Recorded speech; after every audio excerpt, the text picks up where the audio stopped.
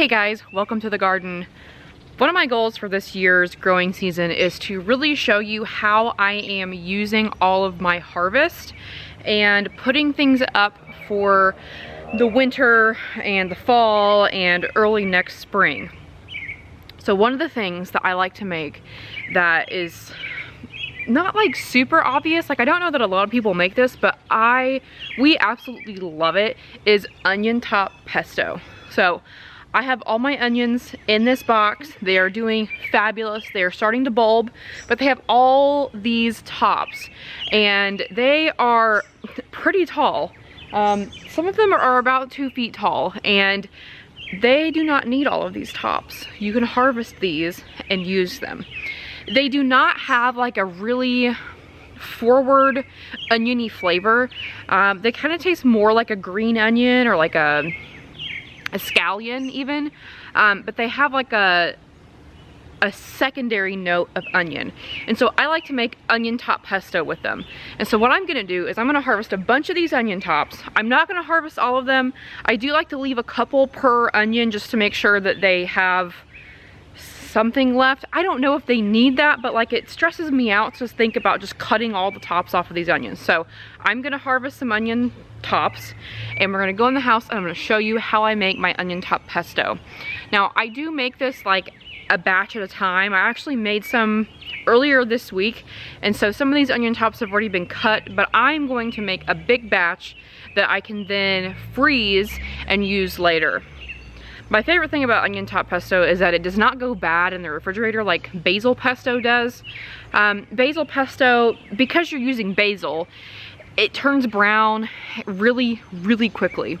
And onion top pesto does not do that. I have a little container in my refrigerator with some still in it that I made on Monday, and it is still good. It is still perfectly good. We've been making grilled cheeses with it and just spreading it on toast, and it is delicious. So I'm gonna harvest a bunch of these onion tops and then we will go in and I will show you how I make my onion top pesto.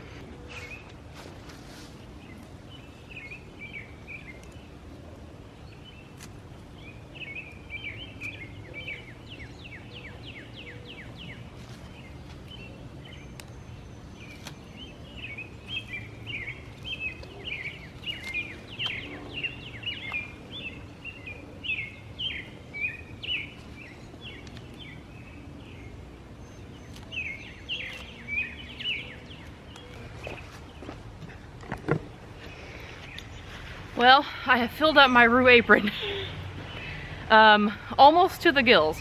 I'm gonna harvest a few more, but then I think that this is probably what we're gonna work with for right now.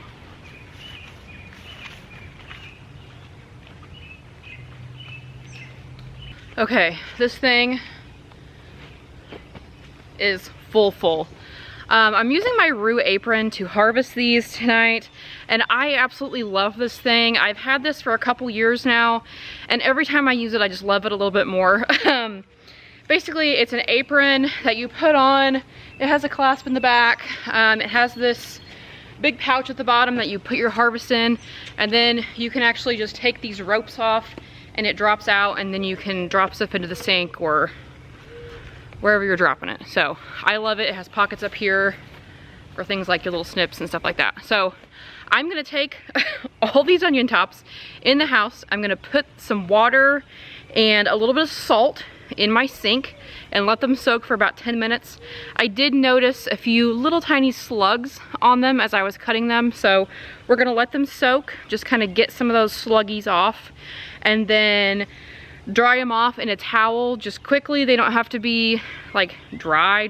They just need to not be dripping wet, and we'll go from there. Okay, so I have all my onion tops washed and kind of dried. They are still wet, but they're not like dripping, so I think they're gonna be fine. The next thing I'm gonna do is pull off any like tops that look like this that are a little bit brown. I'm gonna pull those off, and then I am going to cut them, just chop them roughly and put them in this big bowl. So basically I'm just cutting them up so that way they're easier to measure and that I can put them in my food processor.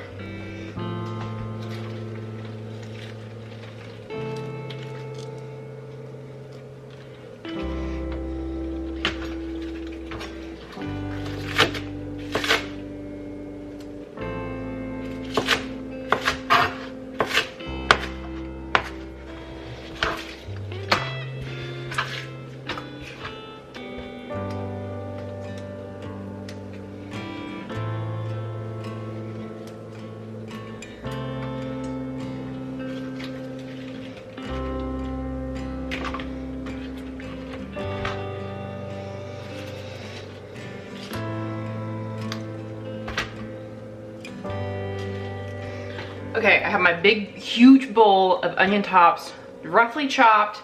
I roughly chopped up like 8 cloves of garlic, and I zested 3 lemons. So all of our stuff that needs to be prepped is prepped. The other ingredients include shredded Parmesan or Parmesan cheese, olive oil, and some type of nut. I'm using walnuts because this is the most affordable nut right now. I really like walnuts in pesto. That's kind of what I've always used. I have used pecans in the past, and that's really good too, but I really like the oiliness that walnuts provide. So that's the nut that I'm going to be using. Some recipes you like toast your nuts before you put them in, but I'm not doing that. But you can if you want. Just do them on a low, like 350 in your oven until they're toasted, like 5-10 minutes. Keep an eye on them, but I am not toasting mine tonight because to shoot this video, I have a folding table in the middle of my kitchen and I can't get to my stove right now, so that is the situation. So basically what I'm gonna do now is I'm going to be filling up my food processor with ingredients. So I am going to load this up, we'll process it, and then I'm gonna dump everything in this big bowl when it's done, and then I'll mix them all together and then we'll freeze them from there. Okay, so to my food processor, I'm going to be adding 6 cups of our onion tops. Now obviously, like, this is why I chopped them up so they would fit in a measuring cup, but you're not gonna get them like this one, you know, whatever. Just roughly measure them. And these are not all gonna fit, so I'm gonna have to run this down.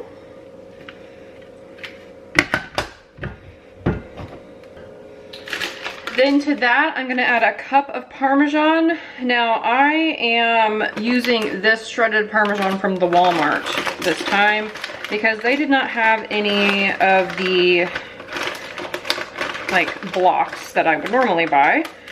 So I'm gonna adding a cup of Parmesan cheese.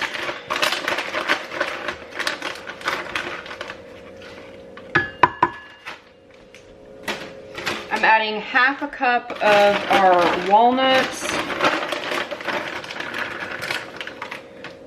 or whatever type of nut. I'm gonna add 2 cloves of garlic, which I'm just gonna guess and say is about that much. I'm gonna add some of this lemon zest. I'm gonna add some salt and pepper, and this is kosher salt. I'm gonna do about 1.5 teaspoons of salt and the same amount of black pepper. I'm gonna blend this up a little bit.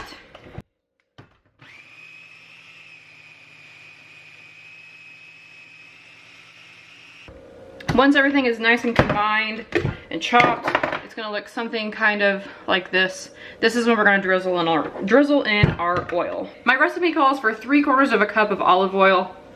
I'm using this Bertolli organic rich taste olive oil. I usually just drizzle it in until it's the consistency that I like. I don't necessarily measure that. You will know it's the right texture when it is blending smoothly and it's not rolling around, you know, like a big chunk. So that is the next step. So this is kind of the consistency that I look for in my pesto. I don't want it to be oily, but I want it to be nice and smooth. So now what we're gonna do is just dump this into our bowl over here, and we're gonna keep going.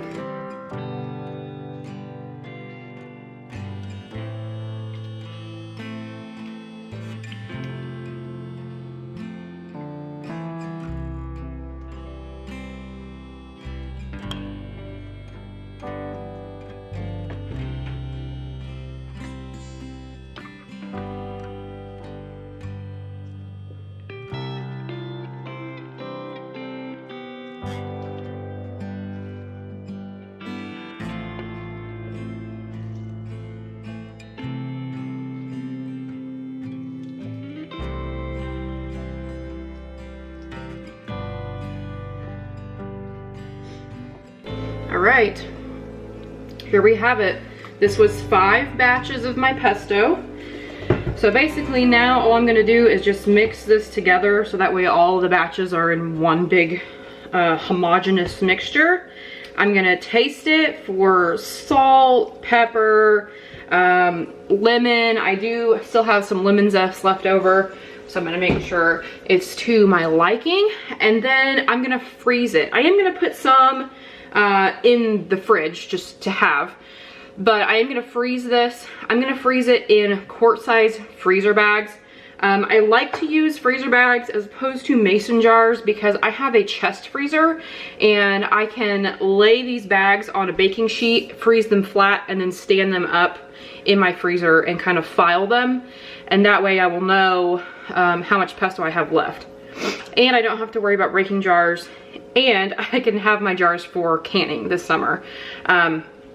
So freeze it however you want. I like to use freezer bags. I have seen people use like ice cube trays if they want just like a smaller amount of pesto, but I think I'm gonna do 2 cup portions in each bag, and then if I want, I can break it in half and get half of it out, or like break a piece of it off.